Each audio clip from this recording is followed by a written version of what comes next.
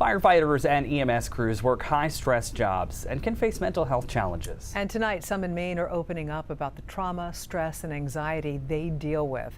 As News Center Maine's Hannah Yeshivi reports, for many, the pandemic is only making things worse.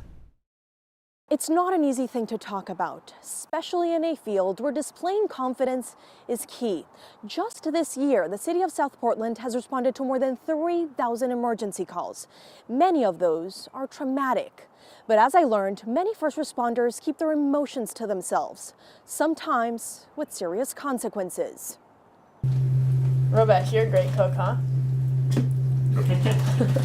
Cooking, eating, sleeping, living together for straight shifts of 24 hours. This is Justin Robesh. He's been an EMS and firefighter for more than a decade.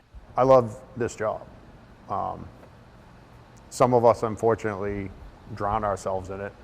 Liz Pfeffer understands that all too well. I've been a firefighter since 2008 and got into the medical side of things, and it just sort of got under my skin in terms of wanting to be of service. They say the past few years of COVID have been like a staircase.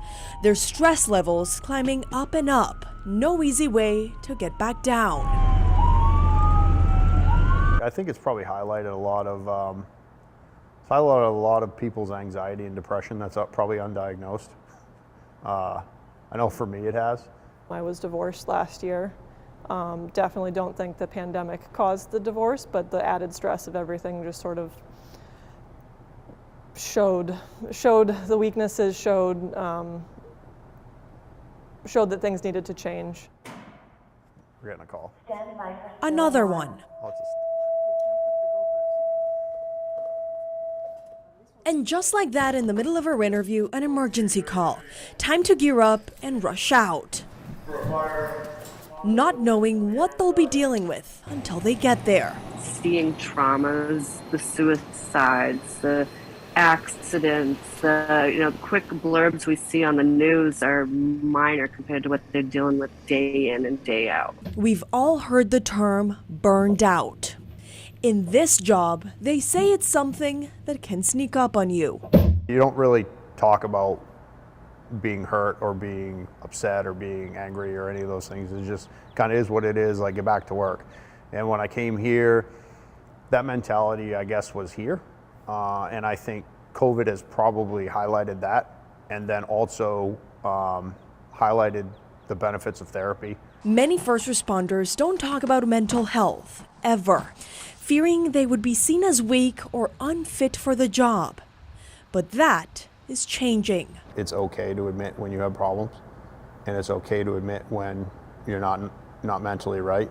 According to data from Blue Help and Red Help, two national organizations dedicated to helping police, fire, and EMS deal with their mental health, more than 12 first responders in Maine have taken their own lives in the last 6 years. Robesh himself has had 4 friends die by suicide. And was almost a statistic myself. And if I can speak up and help one person. Robesh's counselor, Amy Davenport, says many of them are now asking for help.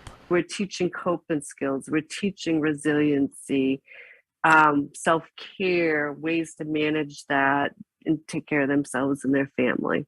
The first time asking for help is the hardest, but everybody's got your back. Davenport says if more EMS and firefighters are going to be helped, 3 things are needed. Prevention, treatment, money. So that the people we count on to have our back in an emergency can know that at the end of the day, someone has theirs. With my therapist, I said, we need to start branching out. We need to start talking to departments. We need to start breaking this stigma down.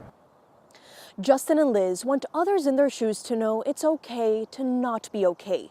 They tell me they won't give up their jobs. Helping people is their calling. If you or someone you know is struggling, there's a free program from the Maine Department of Health and Human Services that is offering free resources to anyone in Maine who's suffering or struggling due to the pandemic. Those resources can be accessed at strengthenme.com. In South Portland, Hannah Yeshivi, News Center, Maine.